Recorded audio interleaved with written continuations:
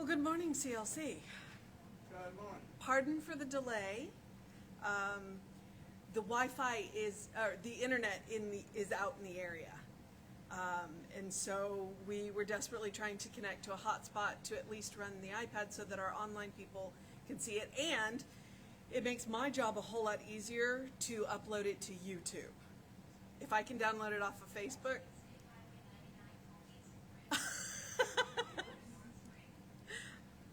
Well, I'm glad you found us. So, all right. So we are,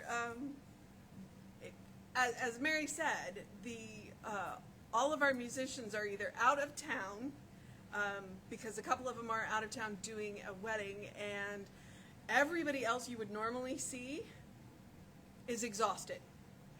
Because if you didn't know, we had a Halloween show last night, including Danielle, who normally does the opening inner healing experience. So you're getting me this morning. And I'm glad I brought my glasses because, I don't know if I'm going to be able to see this today. So what I'm going to encourage you to do is to take a nice deep breath. Sacred place. This is a spiritual moment, although all moments are holy moments.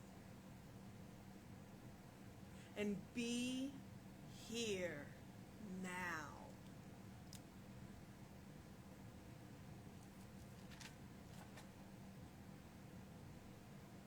Universal love enfolds me. Universal wisdom inspires me. Universal spirit enlightens me. Universal power encircles me. I am one, and all is well.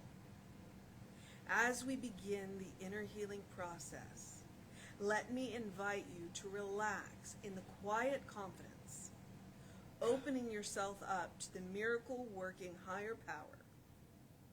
Now symbolize the unity of your thinking and feeling by touching your chest with your hand, and let my words act as your own for your own inner acceptance and receptivity.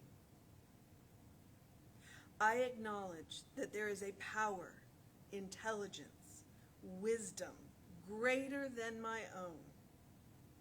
I am in the midst of it, and it is in the midst of me, sensitive and responsive to my every thought, word, action, and feeling. I now make this true for myself by saying aloud, I acknowledge. Acknowledging the higher power working through my life, I admit that I am personally responsible for solving my own problems while being guided and assisted by something greater than myself. As I am ready to surrender the conflicts of my ego to the wisdom of the infinite presence, I simply speak these words. I surrender. Knowing that forgiveness is the key to unconditional love and the feeling of heaven, I now unconditionally forgive anyone and everyone who has ever injured me in any real way or imagined. And I now forgive myself for all my mistaken judgments and their resulting actions. From my deepest level of understanding, now I say, I forgive. Realizing that I continually experience the effects of my own thinking, I now choose to allow this higher power to recreate me deeply, filling my mind with thoughts that are only constructive, positive, loving, and beautiful. I call upon this divine inflow by stating aloud, I choose.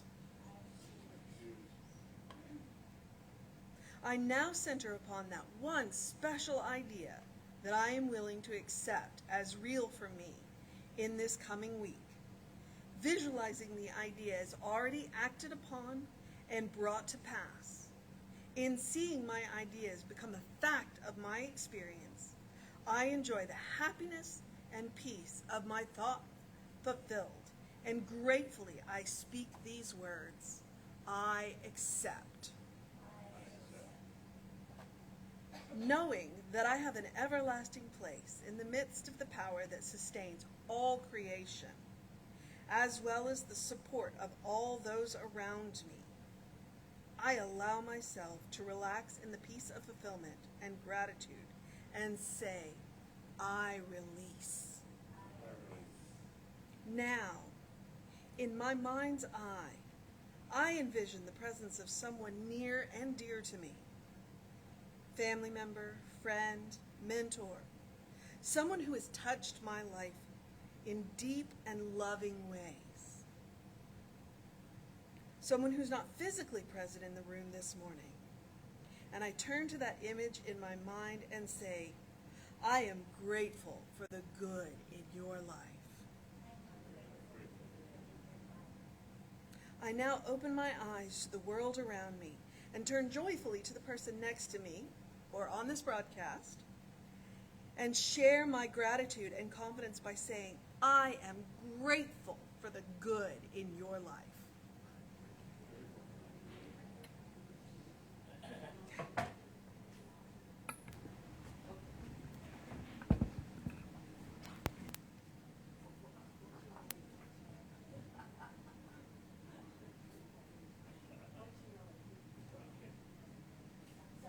In line with the Renaissance Festival, which I think is going on now, we're going to play a 15th century piece called Brawl.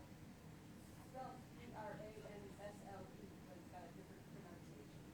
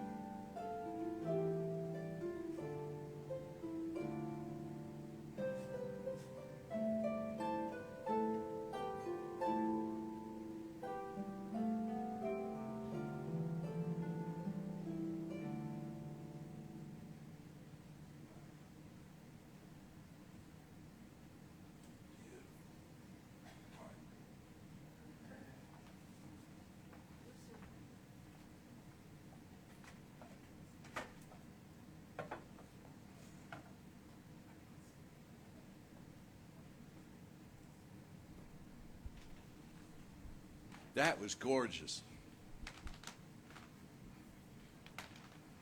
And those of you who are watching the recording, well, for the first time, when I say something like that, know what I'm talking about, because you're going to get the music on the recording. Usually I get up here, I think of this every Sunday, I get up here and I say, wow, that was beautiful, and nobody knows what I'm talking about, except people who are in the room. And yes, we had a show last night, and huge thanks to everybody who was a part of that. Those of you who attended last night and came back out this morning, well, a special hats off to you. So I am Jennings, and this is the end of I see some new people here this morning, or maybe like some of the people that I saw last night, you're in costume. Or some people grow. People change. There were some young people here last night who were younger people the last time I saw them, and now they're older people. They all looked at me and they said, well, you're older too, so you know how that works. And this is the conclusion of a series on Gnosticism and how it fits in with the science of mind. And as I've been alluding to throughout the series, this involves the use of some, this is going to sound sarcastic, but a faculty that is all too often overlooked called critical thinking. Critical thinking, as opposed to blind belief. Because what I'm going to present to you and have been presenting to you is a worldview that's different from most anything else you've probably ever heard. It's also not a worldview that I am asking you, or this place is asking you, to accept or embrace. It's just another way of looking at things. And we are a place that values other ways of looking at things. That's why you see these banners on the wall. Otherwise, we'd have one banner. You know, we'd probably have this device back here, and everything else would be shunted aside. But no, we look into all the world's faith systems, and we look into the cracks between them. You know, it's like on the piano, you have the white keys and the black keys, and then you have the cracks, and you go into the place of nuance. You go into the place of something different, or as we're going to consider this morning, the place of the silence that frames the words. I read something by Deepak Chopra when Deepak Chopra was newly writing. He's now in industry, but he, back 35 so years ago, he was just starting out, and he posited this idea from the Ayurvedic tradition, wherein he said that there is a space between your thoughts, and to encounter the divine, you don't go into your thoughts, you go into the space between your thoughts, which frame your thoughts, if you'll allow it to. It will frame your intentions, it will frame your choices. But when you go into your thoughts, what you're going into is old information. You're going into statistics. You're going into accumulated data of prior experience. And there's only so much you can farm from that, because you've been there and you've done all that. But if you want to be astonished, if you want to be in awe, you have to go somewhere other than that. And that is this vast space. And the space between our thoughts is like the space between atoms, you know. It's vast and incomprehensible in comparison, one space to the other. So we go into this, and the space spiritually, in spiritual practice, that we liken to this space between the thoughts is the meditative state. The meditative state. In this science of mind teaching, I'm teeing up what I'm getting to in Gnosticism, but just a quick review of science of mind. In this science of mind teaching, we have two principal spiritual practices. They are meditation and spiritual mind treatment. Spiritual mind treatment is the fancy three-word term we use for prayer. It's a certain kind of prayer. It's a prayer that's based on the idea that what you desire to manifest in your life already exists. And you affirm it as if it had already appeared. And you convince your subconscious mind that it's already appeared, and then the form comes trailing along behind, as it has to. It has no choice. So we envision a reality that we wish to inhabit, and we step into that reality in consciousness, and then the form gets busy catching up. That's spiritual mind treatment. But the question a lot of people have when spiritual mind treatment comes up, or any form of prayer, is, I don't know what I want, so what do I pray for? Well, that's why you meditate. You meditate not only to get a shopping list of what you want to create in your life, you get something much more valuable and timeless from meditation than that. You get an experience, an unmediated, direct experience of the divinity, of the divine. Whatever your understanding of God or higher power is, you get a direct experience of that. Not somebody else's story about it, not even a venerable ancient story about it, but a direct look at it. As one of our colleagues says beautifully. Dr. Kathy Ann Lewis, she says that life is like a jigsaw puzzle. I've told you this a million times, but I just love it. Life is like a jigsaw puzzle. You come to a place like this to get another look at the box. Meditation is another look at the box. You get a look at how it all fits together. And you remember that. It imprints itself upon your psyche, and you come back into daily life, and you start putting the pieces together in terms of human relationships and specific choices and, all of the details of daily experience in order to mirror what you've experienced in direct connection with the divine.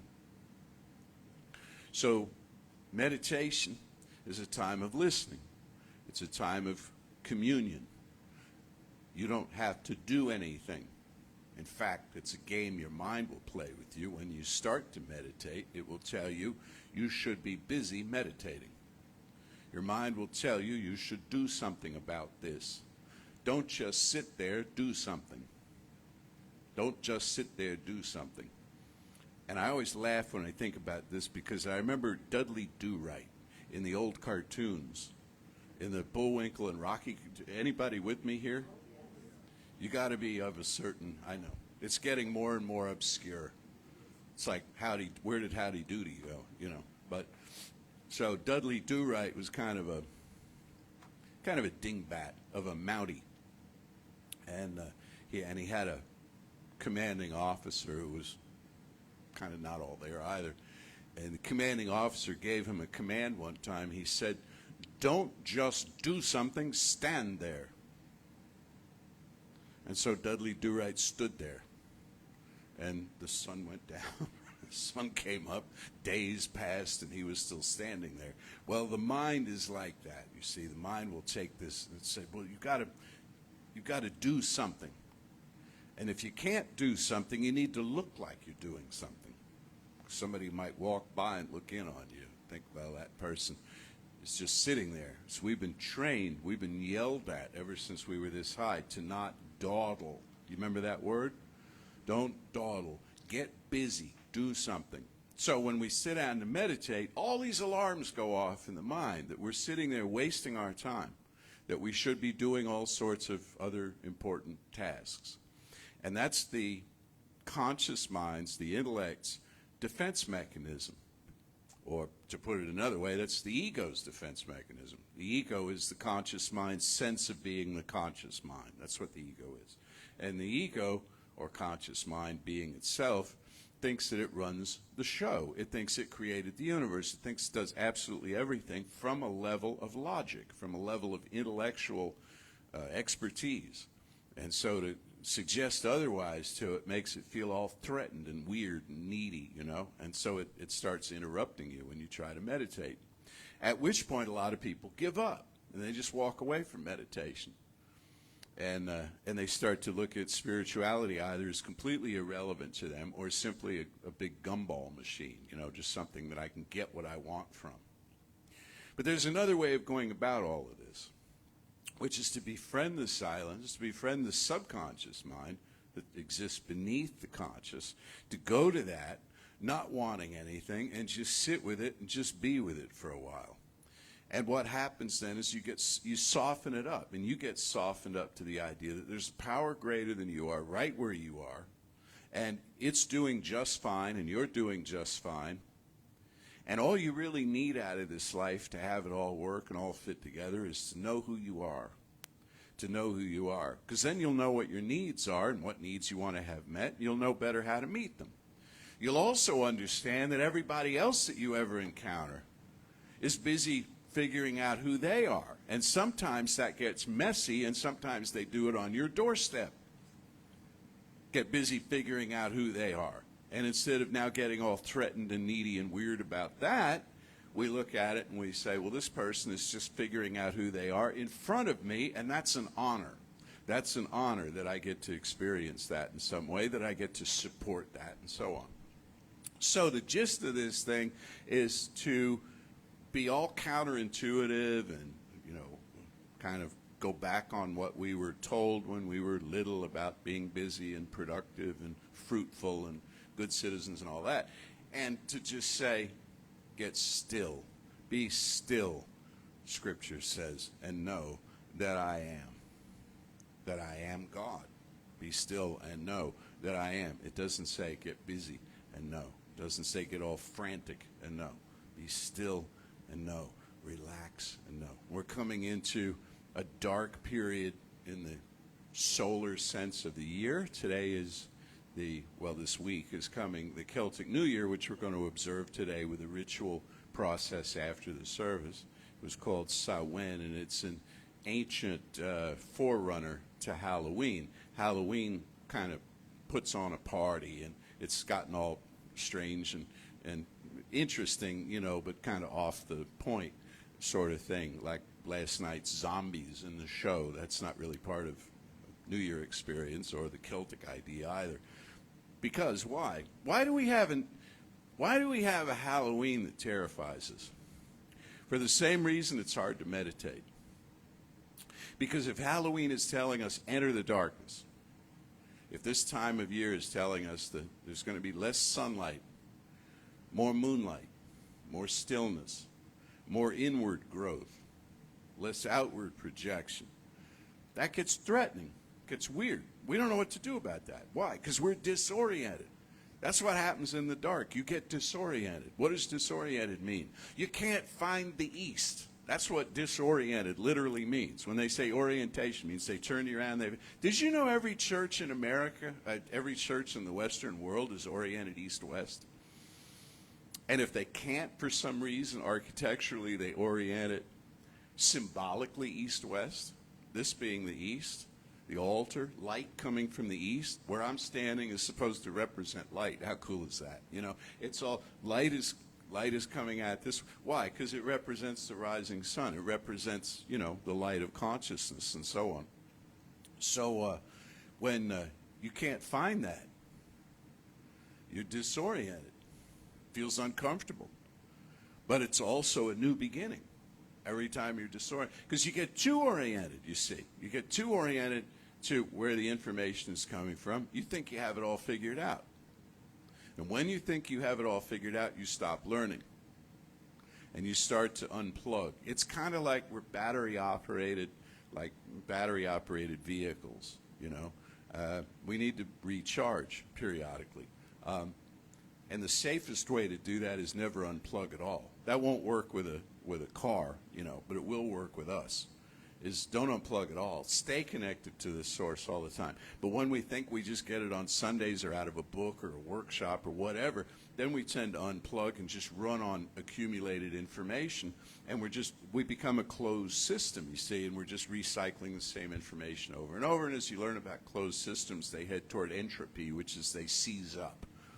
They break down. They have spiritual emergency and so on. So a conscious cooperation with the infinite means that we go into the stillness, we go into the silence, and we sit there and we say, show me who I am. And here's the thing, too, is the silence wants to show us who we are. It's not a big ask, It's not a huge favor, because the whole system runs better when you know who you are, and I know who I am, and the people driving by right now know who they are. Then everybody is conscious of their own intentions, motivations, ambitions, desires, and all the rest of it. And that self-awareness has a name in the Gnostic tradition, and that name is Sophia. It means wisdom in the Greek. And there's a Gnostic story. The Gnostics had lots of creation myths, lots of stories which are very different from the biblical ones and the Western philosophical ones that we're most familiar with. And like I say, it takes critical thinking. Nobody's asking you to buy this is exactly what happened, but isn't it interesting to think so? That Sophia was exiled into form from, shall we say, heaven, sent into chaos from what we'll call order, was sent into materiality. And materiality is, in this myth, a story of chaos, because materiality decays, materiality disintegrates. Spirituality, the divine realm, is constantly refreshing itself, but here stuff wears out.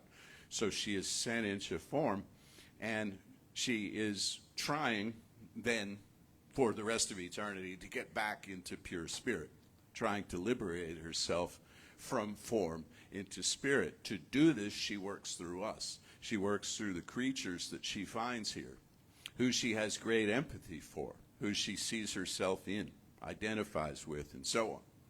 So when, in other words, you have and I have a spiritual longing to liberate ourselves from the wheel of mortality and death, it is in fact the Sophia aspect of universal consciousness desiring that through us.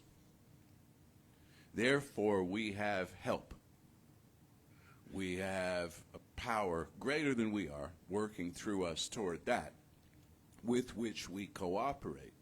What Sophia cannot do is override our own choices. So if we decide that today we don't want to know who we are, because it's easier just to run on fumes, residual energy, there's nothing Sophia can do about that.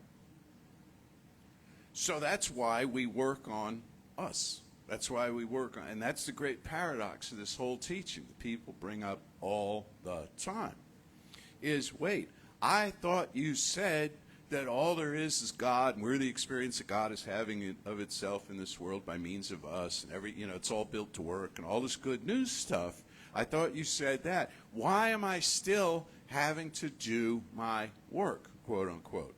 Because the work is to consciously cooperate with the truth of your own being, that you are in fact one with all the power there is, and to move everything in you that has believed something less than that gently aside for the purpose of healing it. And at that time, Sophia breaks through. The wisdom breaks through. And there's one last point of this story that's kind of cool. Sophia is the divine mother. What she wants for you is for you to know who you are. The ideal human mother wants that for her children, doesn't she? It's great if they grow up to be doctors and lawyers and such. It's great if they and she certainly wants them to be healthy and all. But as far as the choices they make and the personalities they exhibit and all like that, what she really wants, if she's a healthy mother, what she really wants for them is to be happy and self-aware, and winning at life. Well, this is what Sophia wants for each of us, is to be fully who we are. And she gains her liberation through that. But there's something else a mother wants, and a father wants, parents want, caregivers want, greater than all of that. So they want their kids to go further than they ever did. And that's what, according to this set of Gnostic traditions I'm referring here, has Sophia wanting, the divine mother for us, is for us to go further than she ever could, because she's going to get liberated back to the state that she occupied with the archons and such in the heavenly realm before she was exiled into chaos from order. But you and I are going to sail way past her to her delight, into a greater awareness, because the position that we're going to occupy in the spiritual realm, we've never occupied before in that way. So for us, it's not a return. It's not a regaining. Okay? It's an ascension to a state we have not occupied before. And that's really scary for us. Okay? Because Sophia has some ancestral distant memory of the place that she occupied. It will be familiar to her. It will be home-like to her. Where you and I are going, we've never been. This is complete Star Trek stuff. Worlds we've never explored, to go where no one has ever, and we don't know what it's going to look like when we get there. Which is why self-awareness and self-understanding is so absolutely critical, because the only thing that we'll have to depend on is the self that we have cultivated. The choices that we're making from the self that we've cultivated. And another person who never to my knowledge, studied Gnosticism because the documents weren't yet available in the way that they became later was Emerson, who talked about this, where he said, you've got to be willing, I'm paraphrasing here, I don't have it in front of me, but he says, you've got to be willing out on the road of life to trust yourself so completely. Because you're the only person you'll ever fully know. You're the only one whose choices and sense of self you've fully explored. That's spiritual work. Every day to meditate. Every day to go into that place. So let me just sit with where I am and how I am and who I am. And lest you think that by this sitting there and meditating, and I say sitting there, you can stand there and meditate, you can run and meditate, you can walk the dog and meditate, you can walk the cat and meditate. But lest you think that in doing this, there's inertia. Something will come and get you. Sooner than later, quicker than slower, something will come and get you and take you from where you are in that place of understanding you've achieved for yourself and give you something very great and wonderful to do, involving usually the healing of a situation, the healing of a relationship, or assisting somebody else in coming into a greater awareness of who they are. So I mentioned spiritual mind treatment. I'm going to do one now. Jim's going to do another one for you in a few minutes. This is a short one. It's a wind-up. He'll give you a longer one, I think. I don't know. I'm putting him on the spot here. He's just glared at me. So he'll have a paragraph or two more in his than I'll have in mine. But there is one life. That life is spirit. That life is all the life there is. And because of this, I trust it and I relax into it. I'm willing to know who I am. I'm willing to let go of who I am not. The many conventions that I may have accepted into my life that interfere with this clear and confident knowing of my oneness with my source and my self-generated purpose in this life, everything that impedes that in any way, I just easily dismiss it, and it drifts away. An old thought, a forgotten dream. Now there is a new knowing taking place here. A new awareness of who I am. It builds on itself daily, and I am there for it. I trust whatever comes of it. I follow wherever it leads. And for this knowing and its manifestation in form everywhere I turn, I am so deeply grateful. I release this word now into the infinite, calling it done, and so it is. I have one more thing I want to say before that finished the talk, but I have one more thing I want to say. Sorry, Lisa. A dear friend of New Thought, of religious science, of this center, made her transition into spirit this week. She twice visited Creative Life and spoke here and did workshops. That's why one reason we love her. Another reason we love her is she was one of the most powerful women in the New Thought movement in the 20th century. Her name was Dr. Terry Cole Whitaker. She was a genius of a teacher. Her first book of many was called What You Think of Me Is None of My Business. Isn't that a great title? It came out in the 1980s, and it changed everything. So if you're familiar with Louise Hay, Denise Bloodworth, Johnny Coleman, Oprah Winfrey, and Shakti Gawain, any of the great women teachers of 20th century New Thought. Terry was right in there with them. And so I did not realize she was 84, but we wish her Godspeed in her new adventure, and whatever kind of celestial congregation she's working with now, they better look out because they're going to grow. So Terry Cole Whitaker, look her up. Thank you.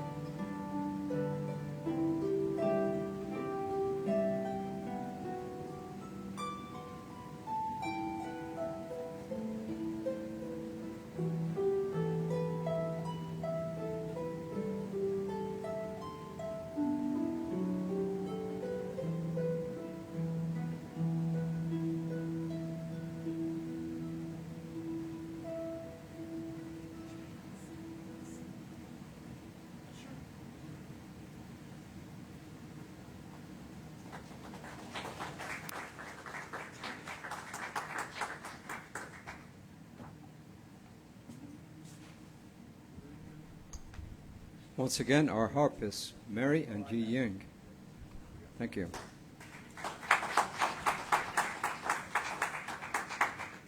Reverend Jesse, I seriously doubt that you could meditate when you're walking a cat. I don't think that's possible. And I have a lot of experience with cats. This is actually the October calendar. It tells you pretty well everything that's going on here. My iPhone's in use over there being a hotspot. Therefore, I'm reading from this morning. After the service today, Reverend Lisa will be running the Salwen service at approximately 12:30. So if you'd like to go to that. And just a quick note. Most of you probably know this, that Halloween is actually a corruption of All Hallows Eve, which was All Saints Eve, because the next day is All Saints Day. You probably knew that, though, right? We got Jesse's Bible Wisdom continues tomorrow. We got the Mycelium of Mind on Tuesday, which is run by David Lamaster. And then we have morning inspiration every day. We have evening inspiration every day. We have, let me see, This Life is Joy on Mondays. That's a book study, Living Without Fear. That's on Wednesdays. There's always something going on. And then this coming Friday, there is the Drum Circle, and it will be run by practitioner Marissa Mijal, who isn't here today because she had her kids here last night and she's tired out. And then she had to go to the airport to pick someone up. I know that we have people here for the first time, right? Do we? If you're here for the first time, would you raise your hand?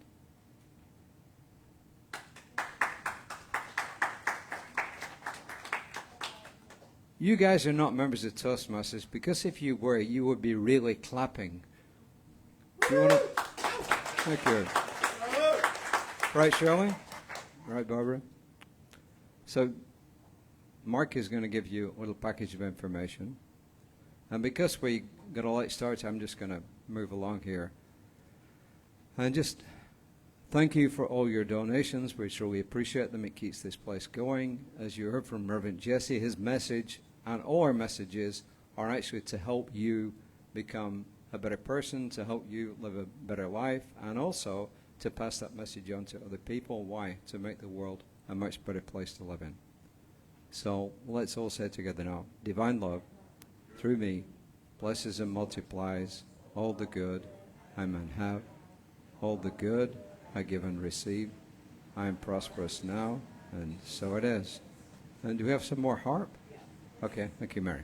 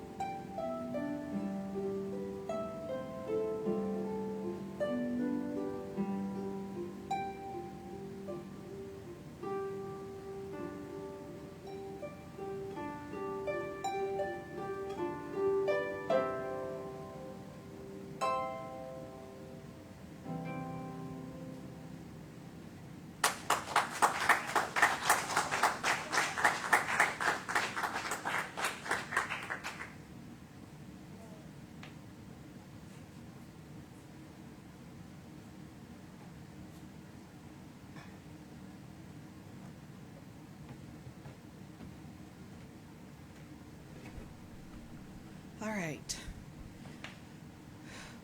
There must be enough humidity in the air. I haven't shocked myself all day. This is a good thing. Okay. So my last responsibilities are to remind you of, let's see, the bookstore, because it'll take us a minute to get prepped for the Samhain. So the bookstore will be open for a few minutes after, if there's a book over there that you can't live with. And there are some books on the Gnostics, so if you're not familiar with the Gnostics, head over there. If you would like to leave your car here and go to lunch, you're welcome to do that. What we asked you to do, though, if you're parked behind this gate, is to move out either in front of these buildings or into the field over there. We do lock the gate. We don't want to lock you in. We just want you to come back. Okay. And then the last responsibility is to remind you of who the practitioners of the day are.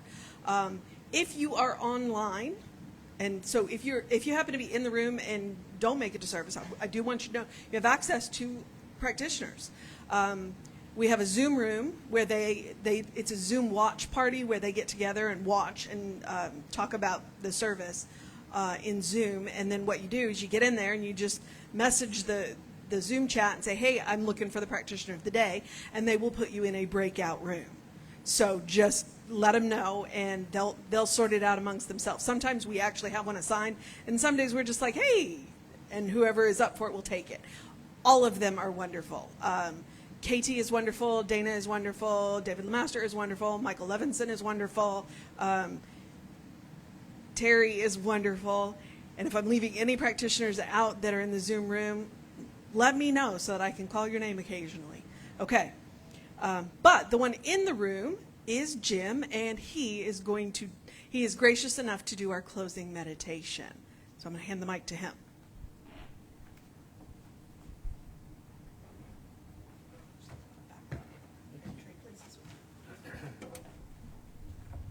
Good afternoon. Can you hear me? Yes. Okay. And so I silence my mind to go into that space of the divine. And I focus on the qualities of the divine, those qualities of good, of knowingness, of wisdom, of introspection and perception. And I know that the existence of everything is interwoven with spirit, with thought, and that is good.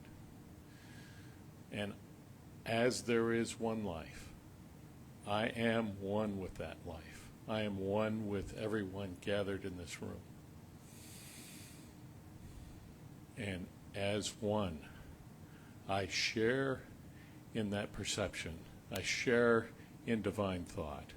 I share in the perception of good. And for that produces gratitude within me. And if that's true for me, it's true for everyone listening and seeing.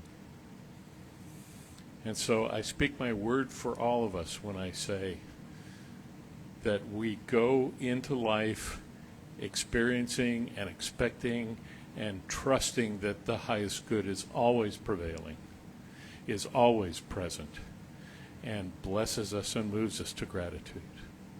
For these words, I am so deeply grateful for your presence reminding me that I am one. I am so grateful. And these words I release into the law of creation, where it becomes and manifests. And so together we say, and so it is.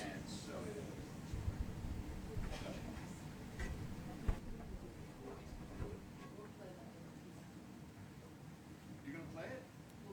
Yeah. Okay, cool. All right, great. Thank Are you, we Jim. ready? We're ready for it. We're going to play this song. Okay, for those of you who are new here today, we have a little song we sing at the end called Let There Be Peace on Earth, and it's got a wonderful backstory. I'll tell you some other time. And coming very soon, the return of printed Sunday programs. Isn't that exciting? Wow. Yes, the return of printed Sunday programs, which will have these words in it. So I invite you all to circle up while the harpists play. Give me a starting note, would you please? Let there be peace on earth, and let it begin with me. Let there be peace on earth, the peace that was meant to be. With God as our power, family all are we. Let me walk with my family in perfect harmony. Let peace begin with me. Let this be the moment now. With every step I take, let this be my joyous vow. To take each moment and live each moment in peace eternally. Let there be peace on earth, and let it begin with me. Say with me now, something wonderful is happening through me.